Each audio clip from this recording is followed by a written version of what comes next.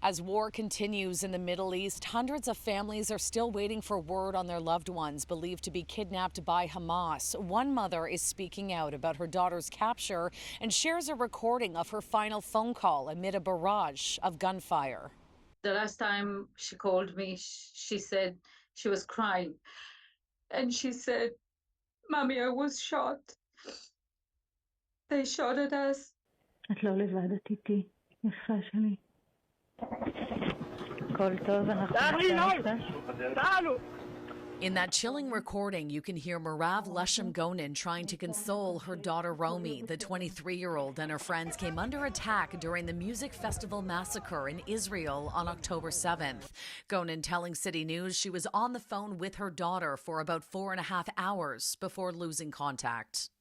And hearing her moving from place to place to try and hide, first from the rockets and then from the gunfires of the terrorists. We heard the shooting coming closer to the car, and then a lot of voices, men voices in Arabic shouting at each other.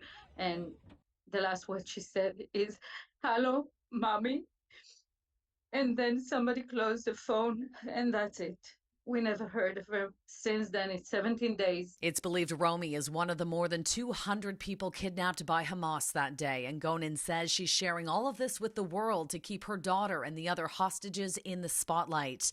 And for these families, there is a glimmer of hope. It was just a few days ago the U.S. secured the release of 2 Americans. And on Monday, Hamas claimed it had released 2 more hostages described as elderly Israeli women. Those reports, though, have not yet been verified. We just say, don't look away. Don't look away. Well, Vivian is truly a person who dedicated everything she did in terms of her work and the way she lived her life. Meanwhile, here at home, a Canadian family is also holding on to hope that their loved one, Vivian Silver, is still alive. The peace activist who's been living in Israel since the 1970s is also believed to be a prisoner.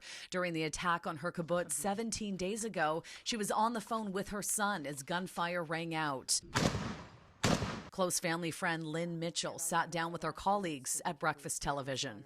It's been very difficult for the family and for all of us who care about her. And in the words of her sister, we're doing the best we can. And in the words of her brother, we remain optimistic that she is alive and unharmed and that we'll be able to see her soon.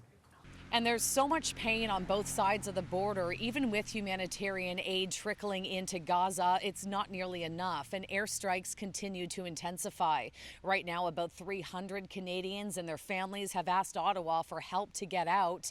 Today, Canada's Foreign Affairs Minister could only say the talks continue to try to secure an evacuation window, but if that will actually happen is still unknown.